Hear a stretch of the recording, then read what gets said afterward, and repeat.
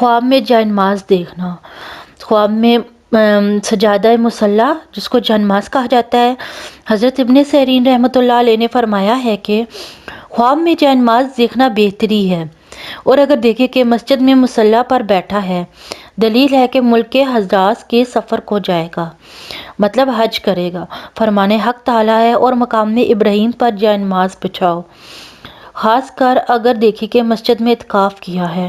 حضرت جابر مغربی رحمۃ اللہ علیہ نے فرمایا ہے کہ اگر دیکھے کہ جائے نماز پشم کا یا سوت کا ہے، دلیل ہے کہ اطاعت اور عبادت میں مشغول ہوگا، اور اگر دیکھے کہ اس کا جائے نماز جل گیا ہے، اس کی تعویل اول کے خلاف ہے، اور اگر دیکھے کہ اس کا جائے نماز پشمینہ کا ہے، دلیل ہے کہ اس کی عبادت ریاکاری ہوگی۔ امید ہے دوستو آپ کو میری یہ تعبیر پسند آئی ہوگی۔